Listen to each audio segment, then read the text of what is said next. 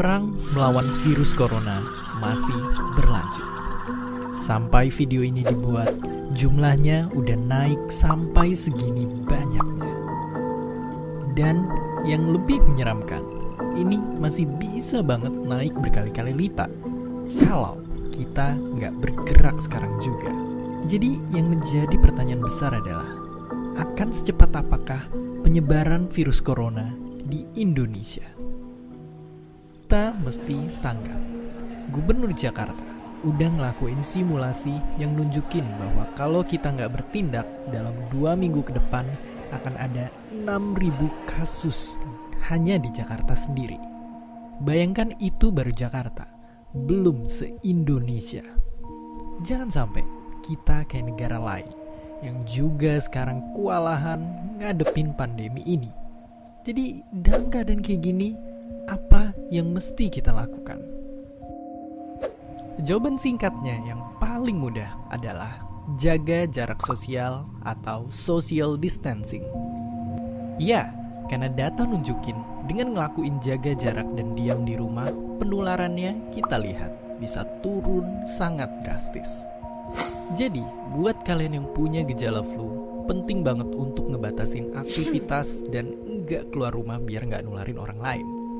Tapi nggak cuma buat kalian yang sakit, kalian yang sehat pun perlu banget ngebatasin segala aktivitas di luar sekarang juga. Oke, mungkin itu semua kita udah tahu, tapi pertanyaannya, kenapa ini sebegitu pentingnya dan efektif?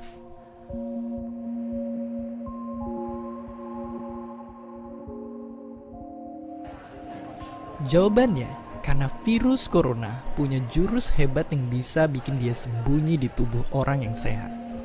Yang mengerikannya adalah, bisa aja kita sebenarnya udah ketularan, tapi kita nggak ngerasa sakit karena imun tubuh kita kuat.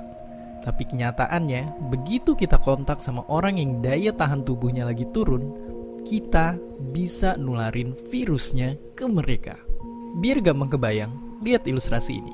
Bayangin ini pergerakan orang-orang di luar sana. Coba untuk sementara kita bayangin kalau virus corona ini tiap kena orang baru akan langsung nular.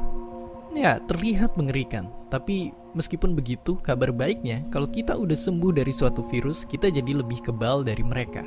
Jadi kemungkinannya ketularan lagi itu sebenarnya kecil banget.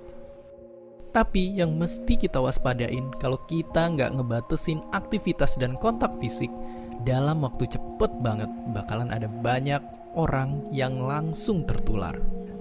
Beda ceritanya kalau hampir semua orang memutuskan untuk ngelakuin social distancing dan ngebatasin aktivitas dengan diam di rumah aja, laju penularannya bisa jauh kita perlambat seperti yang terlihat sekarang. Tapi ya, tadi semua itu cuma simulasi. Aslinya, virus corona bisa nyebabin jatuhnya korban jiwa. Banyak orang yang mungkin bukannya sembuh, malah meninggal. Jangan sampai kita terlambat dan bikin banyak orang terdampar di UGD tanpa dapat pelayanan atau fasilitas karena jumlahnya terbatas.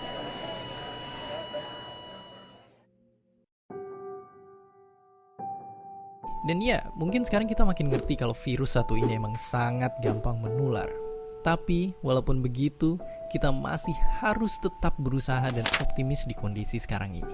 Karena kalau mau dibandingin, manusia pernah ngalamin wabah yang jauh lebih buruk. Dari flu babi di tahun 2009 sampai flu Spanyol di tahun 1918 yang merupakan pandemi terparah dalam sejarah. Tentu itu semua bisa kejadian karena keadaan dan teknologi yang masih belum mendukung pada waktu itu. Tapi dengan teknologi kesehatan modern yang kita milikin, kerjasama antara negara yang makin erat, serta dengan bantuan para pahlawan-pahlawan kita ini, semoga kita semua bisa segera keluar dari pandemi ini. Saat semua orang bertanya apa yang mesti kita lakukan, yang perlu kita ingat, tetaplah menjadi baik di saat krisis sekalipun.